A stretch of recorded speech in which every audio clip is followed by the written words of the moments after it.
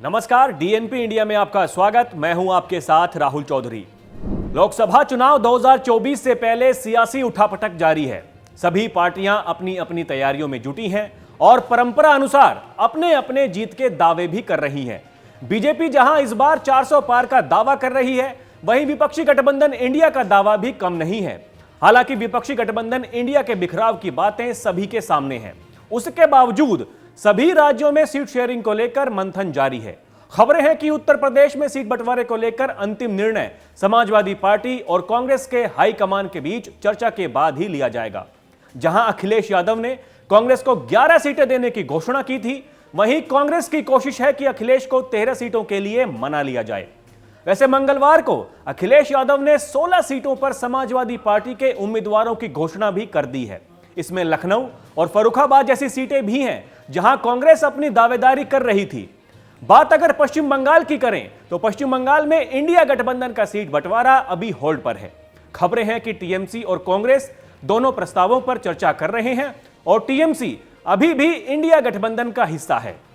आपको बता दें कि बंगाल में इंडिया गठबंधन की सहयोगी और सूबे की मुखिया ममता बनर्जी अकेले ही चुनाव लड़ने की बात कह चुकी हैं।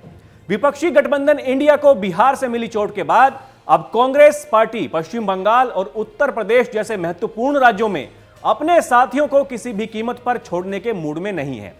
जनता दल यूनाइटेड के मुखिया और बिहार के मुख्यमंत्री नीतीश कुमार ने इंडिया से किनारा करते हुए फिर से एनडीए का दामन थाम लिया और कांग्रेस को लोकसभा चुनाव के पहले बड़ा झटका दे दिया। ऐसे में बिहार में कांग्रेस नए सिरे से चर्चा करने की तैयारी में है। नीतीश के अलग होने के बाद बिहार में सीट बंटवारे पर कांग्रेस आरजेडी और वाम दलों के साथ नए सिरे से चर्चा करेगी। फिलहाल कांग्रेस और आरजेडी विश्वास मत के दौरान नीतीश को झटका देने की रणनीति बना रहे हैं। सीट बंटवारे पर चर्चा के बीच कांग्रेस पार्टी को दिल्ली से राहत की खबर जरूर मिली है। दिल्ली में बात पटरी पर है और यहां राज्य की सत्ता में काबिज आम आदमी पार्टी के साथ कांग्रेस 4-3 के फॉर्मूले को लगभग तय कर चुकी है। इनमें से 4 सीट आम आदमी पार्टी और 3 सीट कांग्रेस की होंगी। दिल्ली में लोकसभा की कुल 7 सीटें हैं। बात अगर महाराष्ट्र की करें तो आगामी लोकसभा चुनाव के लिहाज से महाराष्ट्र भी विपक्षी इंडिया गठबंधन के लिए बहुत बड़ा राज्य है। उत्तर प्रदेश के बाद लोकसभा की सबसे ज्यादा सीटें इसी राज्य में हैं और यहां कांग्रेस के अलावा उद्धव ठाकरे गुट की शिवसेना और शरद पवार गुट की राष्ट्रवादी कांग्रेस पार्टी एनसीपी इंडिया गठबंधन का हिस्सा है।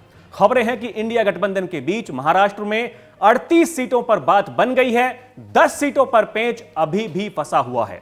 प्रकाश अंबेडकर की पार्टी वंचित बहुजन आघाड़ी भी 3 सीटों की डिमांड कर रही है, जो हाल ही में महाविकास आघाड़ी में शामिल हुई है। ऐसे में तीनों बड़े दल अपने कोटे से एक-एक सीट वीबीए के लिए छोड़ सकते हैं। केरल में कांग्रेस और वाम दलों के बीच सीट शेयरिंग पर अभी कुछ भी तय नहीं हो सका है। ऊपर से लेफ्ट ने कांग्रेस के खिलाफ तीखे तेवर दिखाने शुरू कर दिए हैं। सीपीआईएम ने सेंट्रल कमेटी मीटिंग में कांग्रेस पर आरोप लगाते हुए कहा कि पार्टी गलत तरीके से सीएम पिनराई विजयन को टारगेट कर रही है। पार्टी ने कहा कि कांग्रेस के इस रवैये को केरल के लोग अस्वीकार कर देंगे।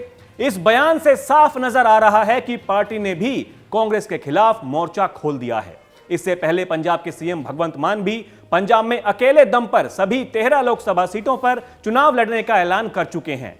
अब क्या कांग्रेस आलाकमान दिल्ली की तरह पंजाब में भी गठबंधन पर सहमति बना लेगी, यह देखना दिलचस्प होगा।